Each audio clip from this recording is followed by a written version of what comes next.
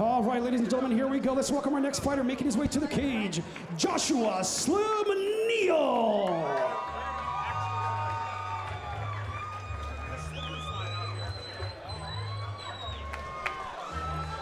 First up for this 200-pound catch-weight bout, fighting out of Burbank, California, is Joshua Neal.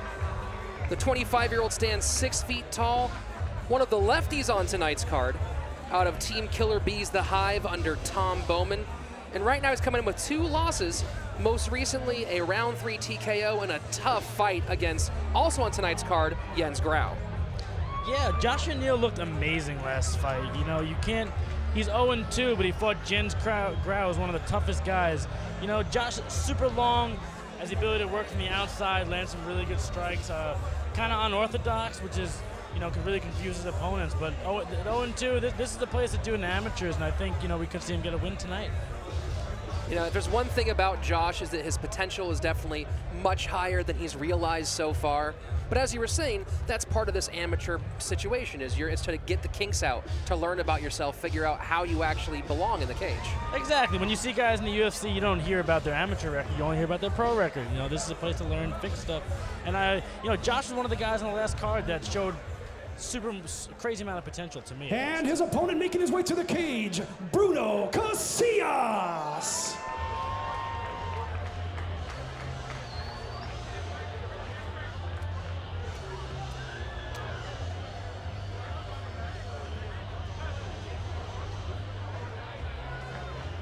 And his opponent in the red corner, 29-year-old Bruno Casillas.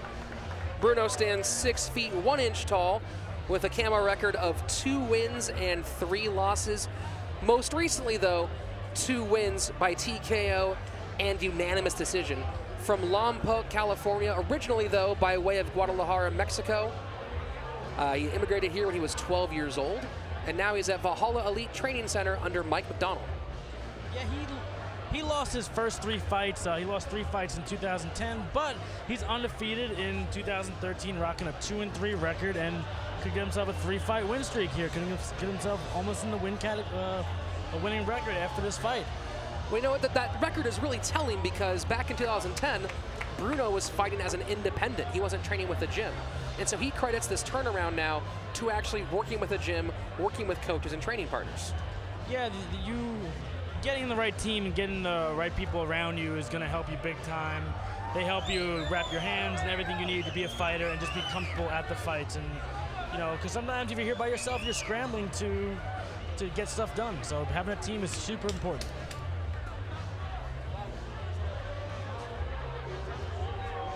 All right, ladies and gentlemen, here we go. Our next fight is scheduled for 3 2-minute rounds in the 205-pound division. Introducing first, fighting out of the blue corner, a Kenpo Shotokan practitioner. He steps into the cage with a record of no wins and 1 loss. He stands at 6 feet 3 inches tall and weighing at 199.6 pounds. Representing Bowman's Dojo, Killer Bees from Canoga Park, California, Joshua Slim Neal.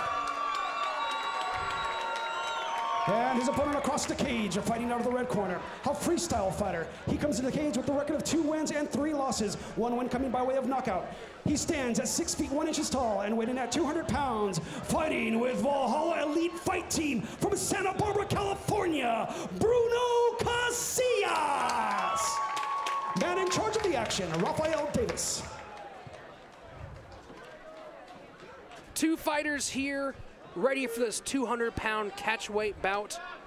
Joshua Neal in the blue corner, Bruno Casillas in the red corner. They lock the cage and we are ready to go.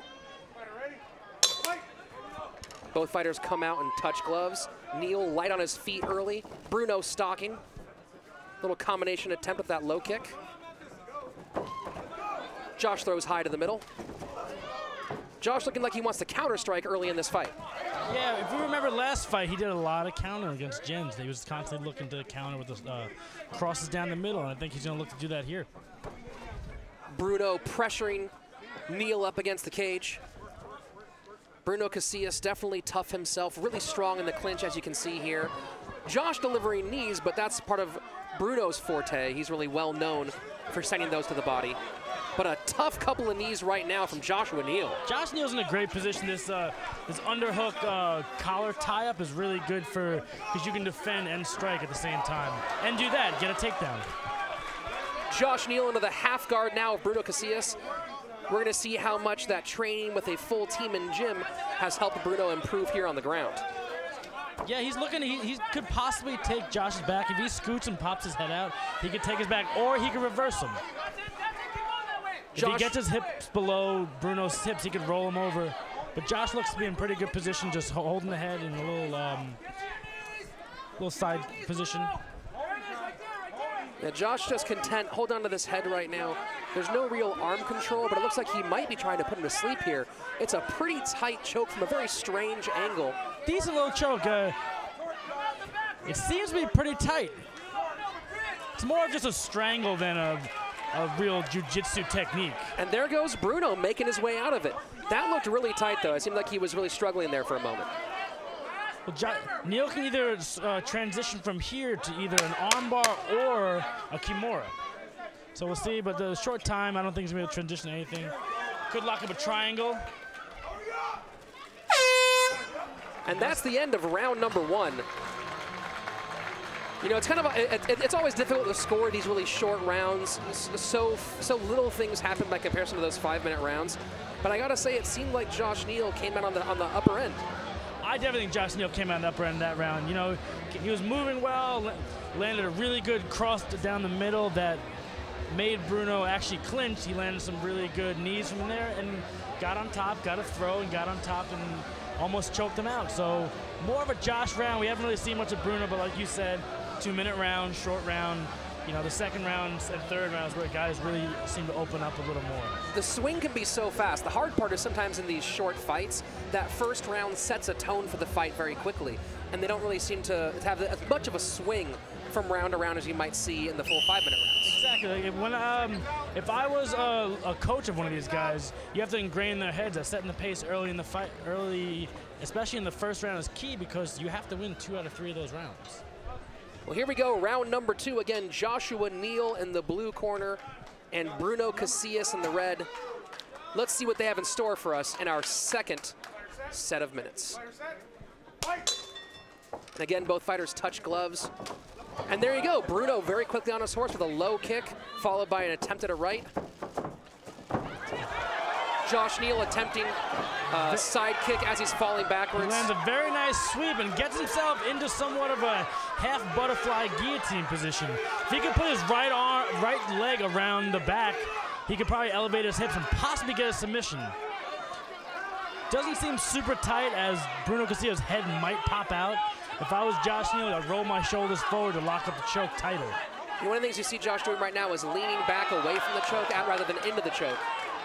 But now Bruno pops out, throwing some ground and pound. This is where Bruno can do lots of damage here from the top. Yeah, Josh did a good job covering, but he needs to be a little more active because he's taking a few shots and he's not looking very good here. Short, hard punches from Bruno. Hammer fist, right hand, hammer fist. And now Bruno passes to half guard. Now being this close to the cage, Josh has options of putting his feet against the cage, working himself against the cage, use it to work yourself back up to your feet. And he's got to be aware of that and use it to defend himself. Right here, he's got to be careful. He's got to move because he can get finished. You know, there's still 40 seconds left in here. If Josh Neal doesn't make a move, this referee looking very close at the action, and that's our fight. That's the fight right there. You know, you get the guy in a very precarious position, you got to take advantage of him. You get the guys in these crucifix-like positions where they can't guard their face. Even though you may not be knocking the guy out, an abundance of punches will get the fight stopped, like this one we just saw. You know, a tough result here for Josh. His 3rd loss in a row, you know, 0-3 so far in his amateur career. He looked really, really fantastic in that first round. What do you think changed for him in round number 2? You know, there was a little slip up that got him onto the ground, and he stayed there and he was content with it. He has to realize he's more. I consider him more of a striker, and I think that's where he could really overwhelm guys. And you know, just some small holes and little like right here we see him against the cage. He could be using those feet to change the position, change the angle, just to get the man on top to be moving. But not really much of that happening. Yeah, you know, one of the things I talk about a lot in jiu-jitsu is the ability to move your hips out, and that might have served well here, but Josh is a developing fighter. He's really a talented athlete. We saw some of that striking in the first round and the submission attempts in both rounds. It seems like he's just a little bit away from getting to a whole new level. Now, on the flip side, let's talk about Bruno Casillas. Really fighting back from adversity in that first round. He was put in a lot of trouble. That choke looked really, really tight. You got to feel pretty good if you're a coach of a guy like that tonight. Oh, definitely, yeah. You know, it's great to knock guys out and finish them, but to deal with adversity and go through some stuff as a coach, you like that. Well, Bruno definitely enjoying the fruits of his labor so far. Let's hear for our official decision from Salvador Ariano.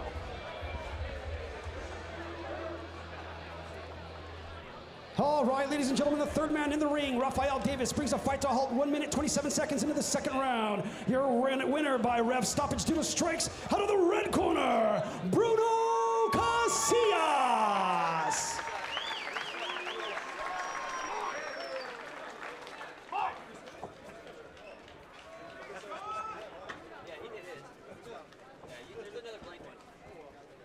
Congratulations, Bruno. How you feeling? Pretty good. Tired? Well, yeah. So coming into these rounds, knowing they're 2 minutes, and that you spent a lot of time on the bottom of the first round, how aware were you of that time clock when you got in the second round started? Very aware of it. I was trying to stand up, but the guy took me down. And I was trying to get away, but couldn't. So.